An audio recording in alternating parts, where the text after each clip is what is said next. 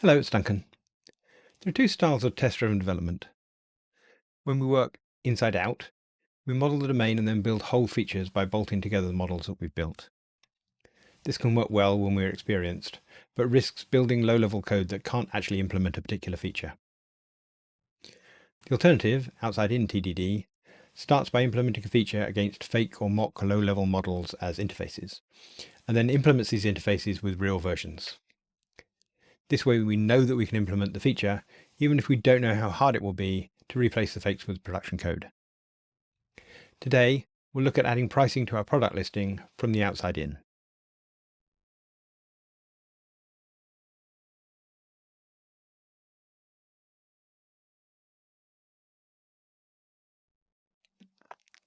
This is what our listing page currently looks like. You can see we're running stale data, so everything is a little out of date. And there isn't the price column that our customer would like. So today we're going to fill that in, and we're going to work outside in. We're going to start from the outside, from the demand for this price column, and we're only going to add code when we need it. So let's have a look. So this is our test where we set pricing true so that we do actually display prices if we had them. And this is the result of running that test. It's the HTML output. And you can see that we have a column with the price here, but nothing filled in. And what we know from our customers, we can't just read the items with their price because that changes over time. We have to go and look it up from somewhere. So in order to have a failing test, I'm going to fill in some details here. So I'm going to say that bananas should be 100 of something, our price. Kumquat should be 401 of something. And whatever this item is, we don't know the price. We will fail to look it up somehow because we have to cope with that. So if we run all our tests, then they will fail because our actual output has nothing in this column. So we need to find a way to get an output into that column.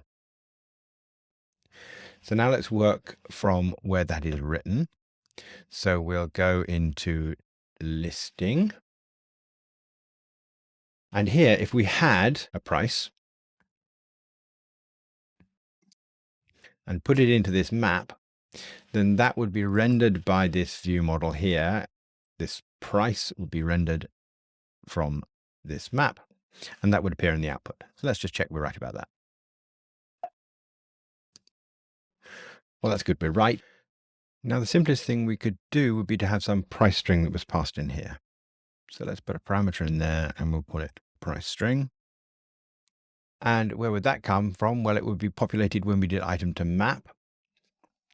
And that happens in here. So we're now passing some value in here. Now, we don't just want a hard-coded some value. We want some value per item. How can we get that? Well, the list handler probably doesn't know, but it could ask a friend. And that friend then would be some sort of pricing service. We call it here pricing. And that would be a thing that took an item and returned, well, for now at least, just a string, the price string. We know that we don't want to work in strings, but we'll use that for now. So if this defaulted to a function that just returns some value, we'd be in the same position as we are at the moment if we replace this with pricing on it, where it is the item. Might be nice if we said that.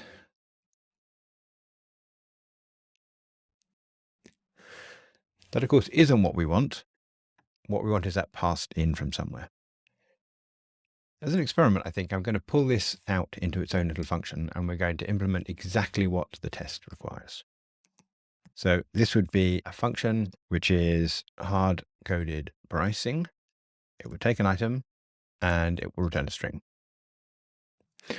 We'll fix that in a minute. And in here, we can say that that is what we'll use in here.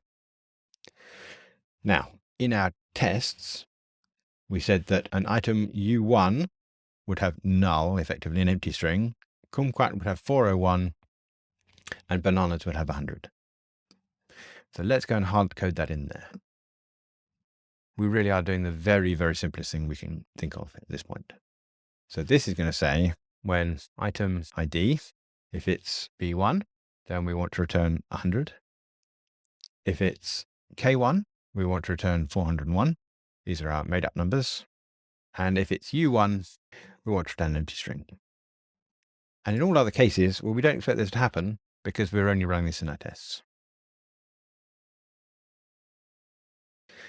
Let's just see what that gives us.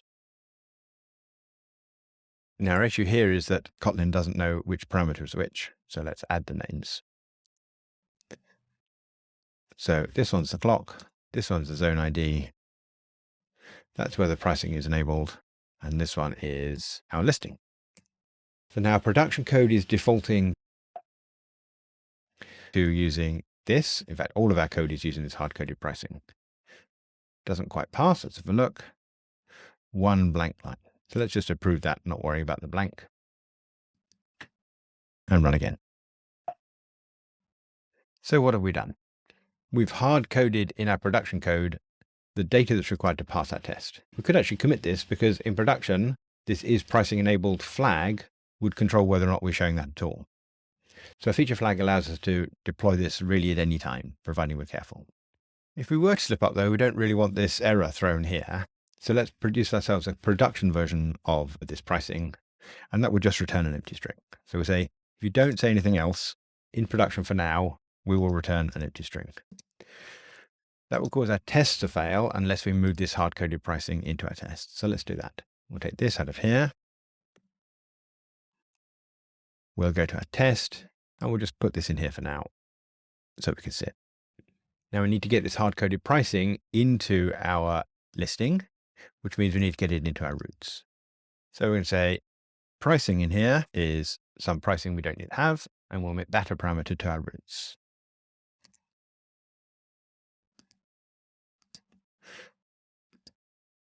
Looking at who calls this, well, we have main. That's the place that we should, in fact, I messed up, I think, set our pricing to be something that just returns an empty string. So we go back to listing and remove this default. And now back to our list stock tests. And what we'd like to be able to do is pass this pricing into our fixture. So we'll put that in there and we'll say, what if we had pricing? And that would be our hard-coded pricing. IntelliJ says I don't have one of those. So let's put that into fixture then. And that's going fixture. Now we have a pricing. That's slightly the wrong type, but it wants to be item to string. And that then we can give to our routes.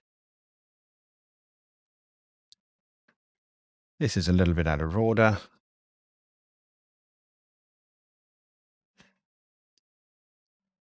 Now I think in every test that doesn't explicitly create pricing, it would be an error to call it. So I'm going to say, let's just say that's error. Now, unfortunately, IntelliJ changed all the callers when we created a parameter to fixture. So we wanted to delete these to use the default, but we just defined the one that returns an error. And there's another one of those.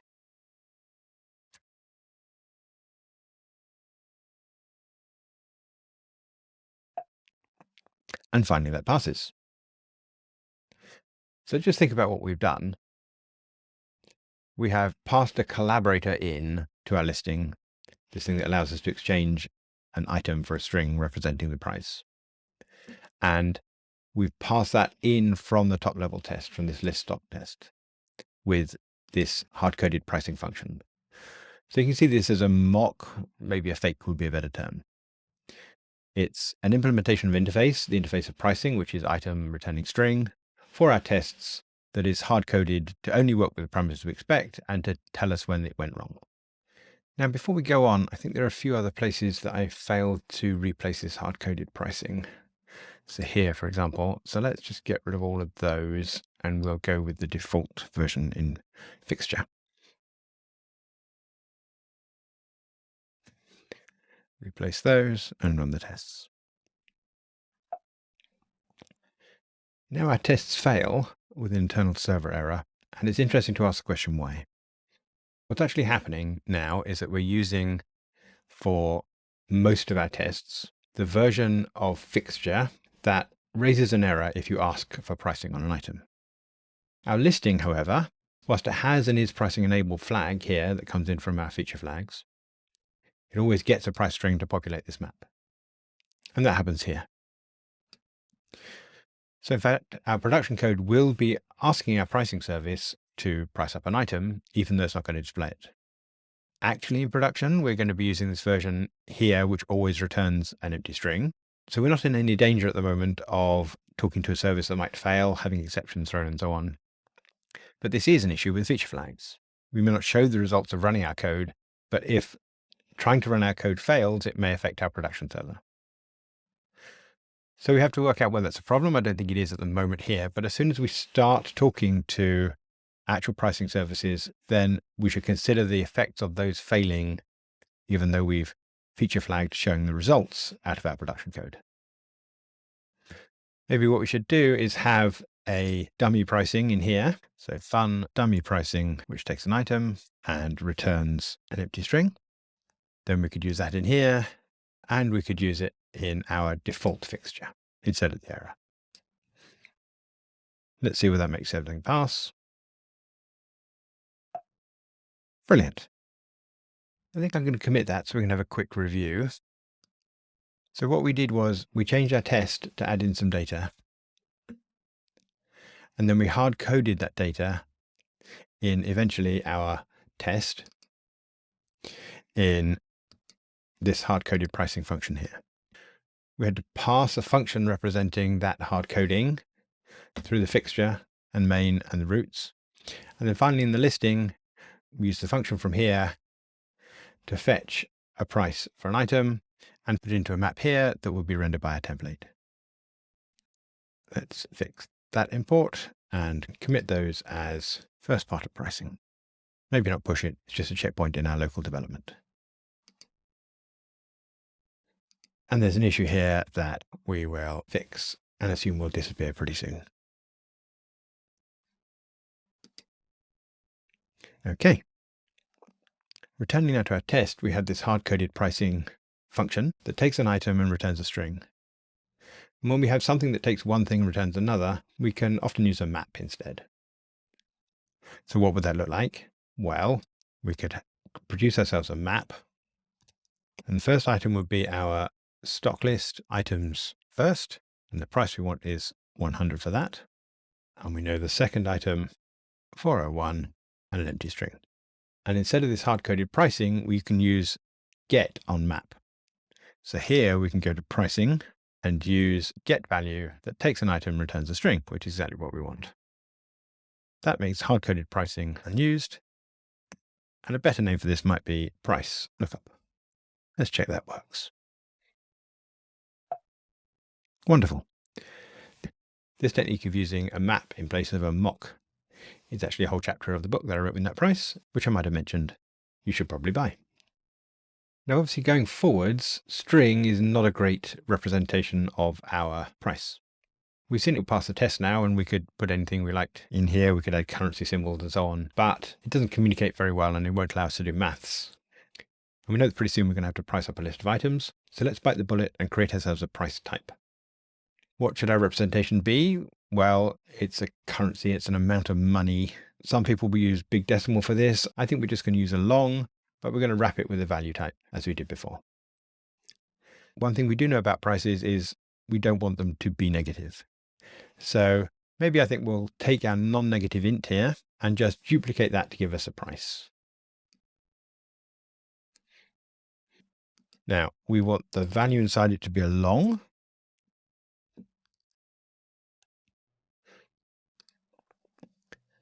And I'm not all that bothered at this point with any of our operators. This is now just a thing to communicate that we are dealing with a price rather than a string or any other number. We can actually do without this require in here. And that reminds me that's true of non-negative int as well, because all of our construction has to come through this invoke, and that does this check for us. And by using a long, we're really saying that our prices are going to be in cents or pence or whatever the minor unit is of our currency.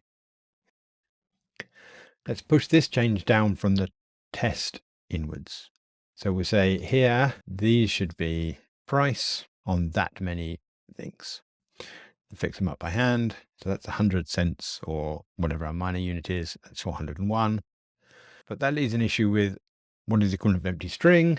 And I think with the lookup, that's null. So when we can't look up a price or we don't know what it is, then we're going to use null. Okay, we'll import that. And now we'll go and fix that up through our code. Just check the type of this. This is now lookup of item to nullable price. Well, that's good. That's what we wanted. Leave that in there to communicate. Our fixture then is going to take item to not string, but nullable price. That means our dummy pricing has to change. We can do that here. Now, what should we use in here? Well, null, I suppose. Because in production, we don't want there to be any prices just yet. Now our roots for has to change. Nullable price. And our list handler should also be item to nullable price. And then down here, this to map requires not a price string, but a price, which may be null. So what should we use in here? Well, let's just use price.toString for now. Run that. And that's all good apart from our one test. And that price2string has resulted in null. So when we call toString on a nullable, what in fact we get is any question mark toString that returns string null if the receiver is null. Well, that's not good for us. What we really want to say is that's the empty string. In that case, so we say if price is null, it's the empty string, else price2string. And IntelliJ is clever enough to say, actually, that's just price2string, otherwise empty string. Run that. Good. Now we might want to do a bit better with our currency formatting. So let's go back to our approved file and adding some formatting and then try and get that right. So the Gilded Rose store is in a country with the correct currency. So 100 minor currency units is in fact £1. 401 is £4 and a penny. And empty, we still want to render as empty. If we don't have a price, we want that to be an empty string. Run that, which you know will fail. And now we can go back to our listing and work out how to format a price as a currency. And what we really want to do here is fix the toString on price. So let's go over to price. And here we've just got value toString. What we can use instead is some Java, which is number format, currency instance. And we can ask that to format a long for us. And that long is our value. See whether that works. Not quite, it seems. Let's have a look. It seems the format didn't know we were dealing with pence, so we can just go back to our price and divide by 100. Try that. Still not quite. And for some reason, this tab keeps on coming and going. I don't know why. Something to do with handlebars. Let's approve that. And one last time, run the tests. Now I feel a bit nervous about that rounding, but this isn't production code yet, so we'll keep an eye out as we do more work, see whether there are any issues. Some sort of warning here. This says we need to declare this actually a string. And this thing, I think, instead of keeping going, getting it, we might bring out as a field and then move that up into our companion object. And then finally specify as type to remove the warning. One last warning here about this could be private, so let's do that for now. Run the tests again. Splendid. So now we have a price type that wraps along, formats itself, and checks that we can never have a negative price. And we have pricing, which is this function type now passed around that takes an item and returns a nullable price. We might pull out a type alias to represent that later on, but for now, we just pass that type down through roots for into our listing. And in our listing, we use it to populate the map that is rendered per item with our template. I think that's just an amend commit. And because of our feature flags and tests, we've got a lot of confidence that that won't break anything in production. So we can commit and push that. now that we've got a minimum representation of what our pricing service needs to do for us and an implementation in terms of a map in our tests, next episode we'll work out how to implement that interface, talking to the web services that will actually fetch a price for us. If you'd like to see that episode, then please subscribe to the channel. And as I said, we have a whole chapter of the book that I wrote with Nat Price covering using maps instead of mocks.